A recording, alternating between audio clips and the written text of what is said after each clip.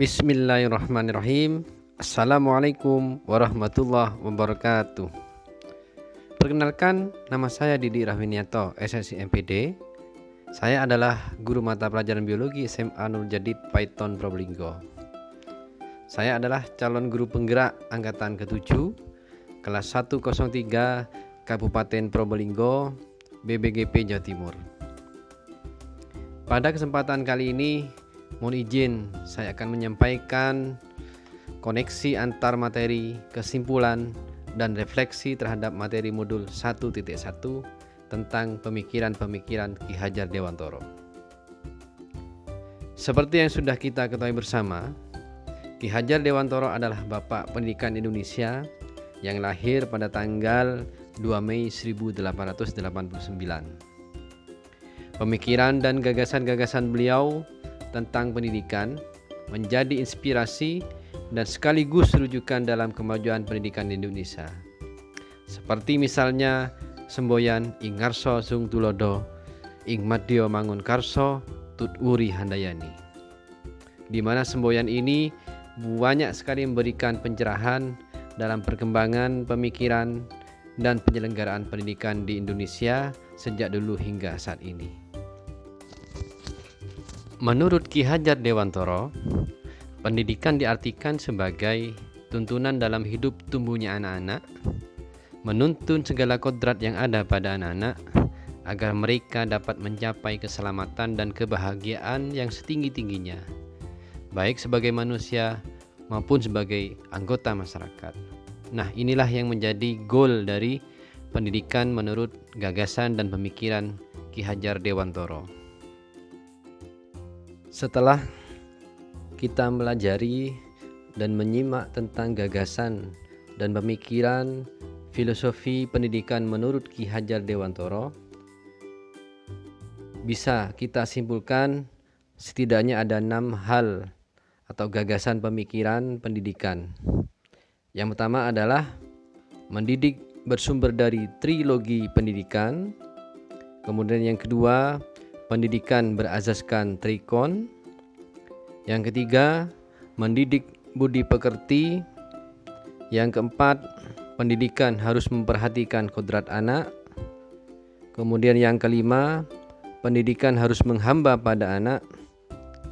Dan terakhir yang keenam adalah belajar sambil bermain. 6 hal inilah yang menjadi poin utama kita sebagai guru, sebagai pegangan dalam menjalankan tugas dan fungsi kita sebagai guru dalam rangka menuntun dan mengembangkan potensi peserta didik sehingga bisa belajar dengan merdeka, bahagia, selamat di dunia sampai dengan akhirat. Filosofi pendidikan yang pertama adalah mendidik bersumber dari trilogi pendidikan. Ada 3 semboyan yang disampaikan oleh Ki Hajar Dewantoro. Yang pertama adalah ing ngarsa sung tulodo. Artinya di depan kita sebagai guru harus mampu memberikan contoh atau teladan yang baik kepada anak-anak dalam rangka menumbuh kembangkan budi pekerti yang luhur yang sesuai dengan profil pelajar Pancasila tentunya. Yang kedua, ing madya mangun karsa. Artinya di tengah kita sebagai guru harus mampu terus memberikan motivasi kepada anak-anak untuk terus belajar, untuk terus berkarya. Kemudian yang ketiga adalah tuturi handayani. Artinya di belakang kita harus terus memberikan dorongan dan support kepada anak-anak dalam rangka mencapai tujuan pembelajaran, yakni menjadi insan yang bijaksana sehingga dia bahagia di dunia sampai dengan akhirat. Filosofi yang kedua adalah pendidikan berasaskan trikon. Yang pertama adalah kontinu. Artinya, pengembangan pendidikan yang harus dilaksanakan secara berkesinambungan, dilakukan secara terus-menerus dengan membuat perencanaan yang baik, sehingga lulusan anak-anak yang kita tuntun bisa kompatibel atau bisa adaptif dengan perkembangan yang ada. Kemudian yang kedua adalah konvergensi. di mana pengembangan pendidikan yang dilakukan bisa bersumber dari berbagai sumber, apakah dari luar negeri, akan tetapi harus disesuaikan dengan kebutuhan dan budaya yang kita miliki sendiri, yaitu budaya yang luhur, budaya yang memiliki kearifan lokal atau kita biasa sebut dengan local wisdom. Kemudian yang ketiga adalah konsentris, artinya pendidikan yang dilakukan tidak lepas dari kepribadian bangsa kita sendiri. Ya, harus mencerminkan adat ketimuran, di mana bangsa Indonesia harus selalu berlandaskan dan berasaskan pada Pancasila dan Undang-Undang Dasar 1945. Filosofi pendidikan yang tiga adalah mendidik budi pekerti. Tentunya budi pekerti ini adalah menjadi tujuan awal dalam proses pendidikan, di mana budi itu mengandung domain cipta, rasa, dan karsa, sedangkan pekerti adalah raga.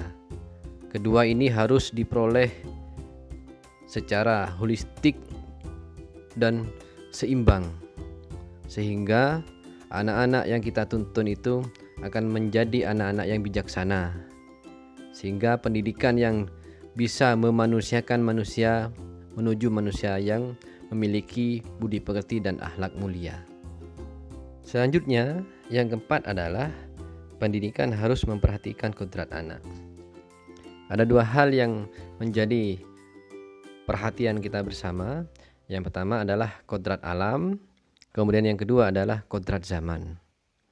Terkait kodrat alam, kita sebagai guru harus mampu mendidik dan menuntun anak-anak yang begitu uniknya, yang begitu heterogen, harus memperhatikan kondisi anak yang berbeda budaya dan lingkungan tempat anak berada. Tentunya pola pendidikan yang ada di dataran tinggi berbeda dengan pola pendidikan anak yang berada di dataran rendah, karena mereka sudah berbeda dalam hal kultur budaya dan juga berbeda dalam hal kondisi sosial, ekonomi, dan geografis. Kemudian yang kedua adalah kodrat zaman.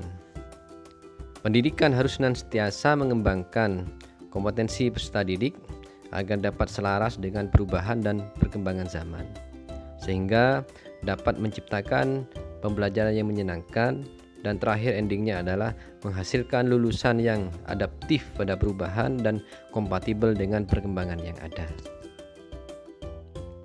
Yang kelima adalah pendidikan harus menghamba kepada anak. Menghamba pada anak dimaknai sebagai rasa penghargaan kita sebagai guru terhadap siswa sebagai manusia yang memiliki kodrat bawaan dari Sang Pencipta dan juga terlahir dari zaman yang dinamis, zaman yang terus berubah. Siswa bisa merasa, berpikir, berkreasi sesuai dengan bakat dan minatnya, sehingga anak-anak lebih merdeka dalam belajar, lebih merdeka dalam mengembangkan potensi yang ada. Kita sebagai guru hanya berfungsi sebagai pamong, sebagai penuntun, sebagai pemimpin pembelajaran dalam mengantarkan kesuksesan anak-anak berdasarkan keunikan dan potensi yang dimiliki masing-masing. Dan yang terakhir adalah belajar sambil bermain. Bermain merupakan kodrat anak. Menurut Ki Hajar Dewantoro, permainan anak itulah juga merupakan proses pendidikan. Dalam hal ini, pendidik atau kita sebagai guru harus mampu memahami bahwa kodrat anak adalah bermain, sehingga pembelajaran bisa diintegrasikan dengan bermain sambil belajar atau belajar sambil bermain. Nah, kalau ini bisa kita lakukan, maka anak-anak akan merasa senang, merasa bahagia, merasa merdeka ya dalam melakukan atau menjalankan proses belajarnya, yaitu untuk mencapai tujuan belajar bersama seperti yang kita harapkan. Sebagai bentuk refleksi dan untuk menyusun kesimpulan setelah mempelajari modul 1.1, ada 3 soal pemantik yang akan kita bahas satu persatu. Yang pertama adalah, apa yang Anda percaya tentang murid dan pembelajaran di kelas sebelum Anda mempelajari modul 1.1? Sebelum pelajari modul 1.1 ini, ada beberapa proses pembelajaran yang kami rasakan. Yang pertama adalah pembelajaran masih berpusat pada guru atau teacher centered. Artinya, guru menjadi pusat segala-galanya dalam pembelajaran di kelas.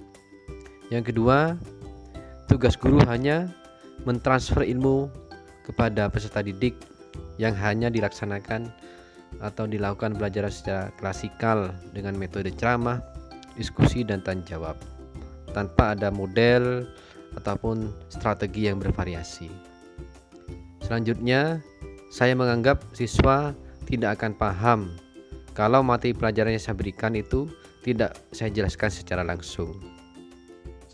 Selanjutnya, peserta didik saya katakan telah belajar jika mereka bisa mengerjakan soal assessment atau penilaian harian yang saya berikan dan sudah tuntas dari KKM sebagaimana yang sudah kita sepakati.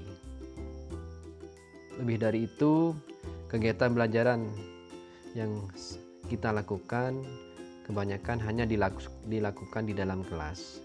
Jarang sekali menggunakan sumber belajar yang lain, seperti di laboratorium, perpustakaan, lingkungan sekolah, ataupun lingkungan di sekitar sekolah. Padahal sumber belajar yang lain itu sangat bisa untuk mendorong dan menginspirasi pembelajaran peserta didik.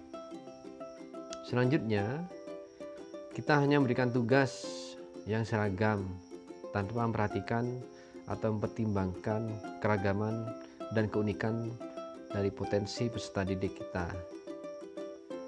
Ya, punishment selalu diberikan kepada peserta didik ya, yang kita pahami akan bisa merubah perilaku mereka ke arah yang lebih baik. Dan terakhir, kita jarang sekali memberikan penghargaan dan apresiasi kepada peserta didik walaupun mereka hanya bisa menjawab pertanyaan sepele yang kita berikan atau pertanyaan-pertanyaan yang gampang kita berikan. Padahal dengan memberikan reward atau punishment itu akan meningkatkan motivasi dan minat belajar dari peserta didik.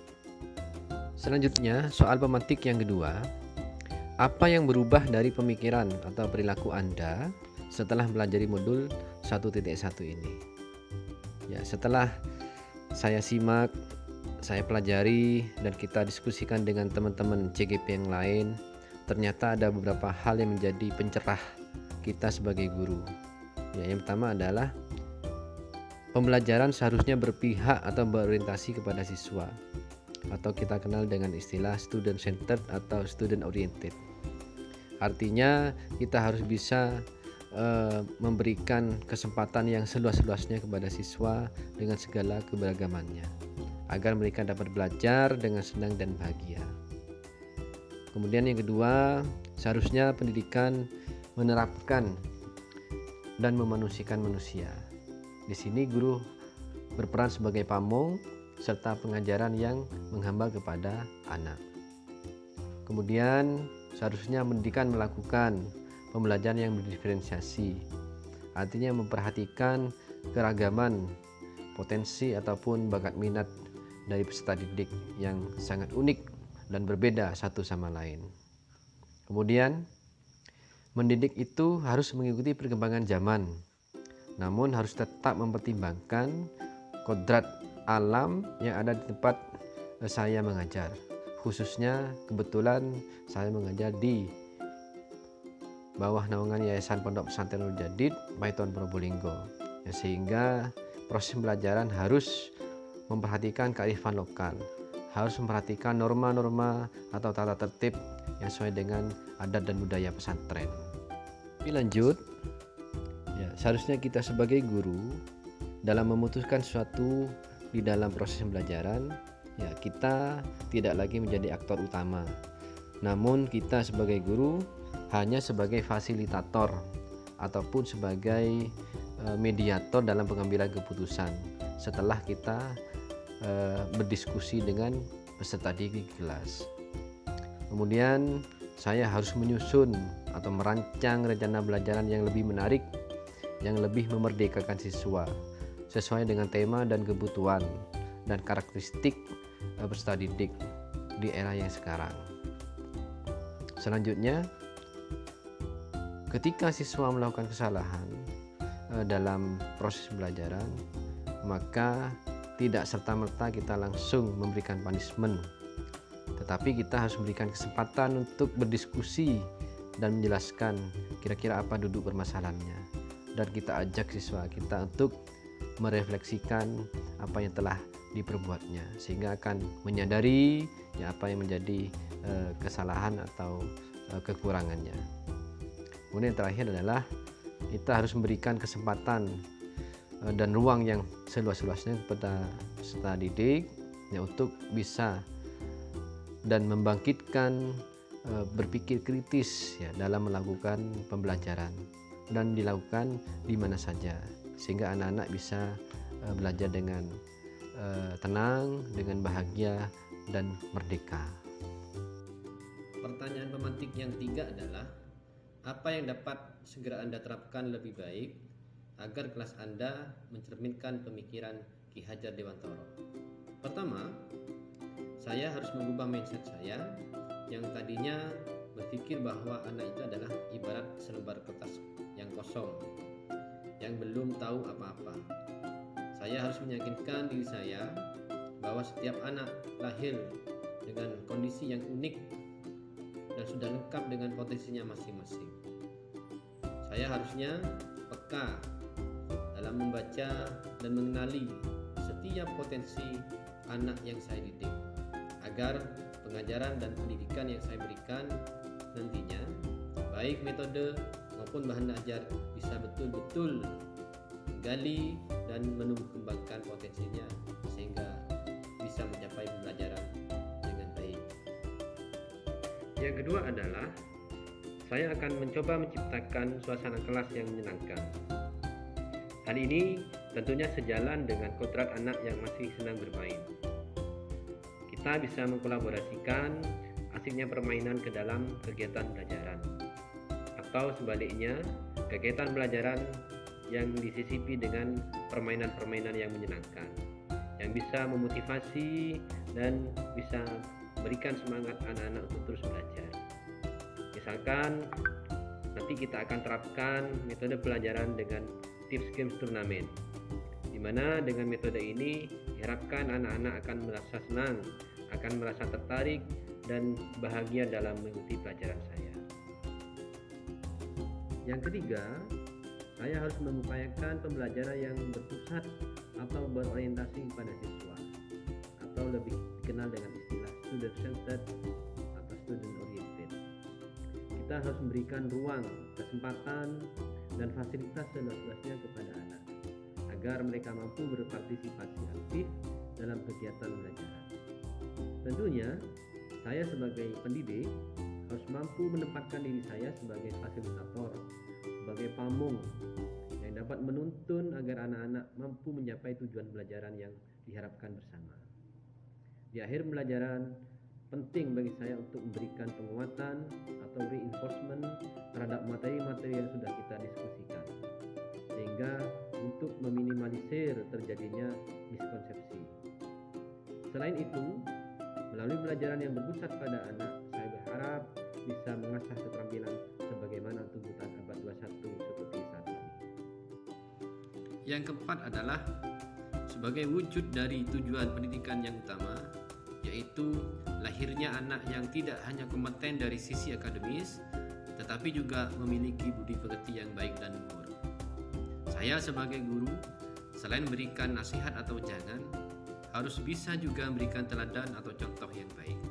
Jadi, anak tidak hanya melakukan apa yang saya katakan, tetapi harapannya anak mampu meneladani perilaku-perilaku yang baik yang saya kerjakan. Yang terakhir adalah, saya berharap bisa memaknai semboyan Ki Hajar Dewantoro, yaitu Ingarso Sung Tulodo, artinya dari atas atau dari depan.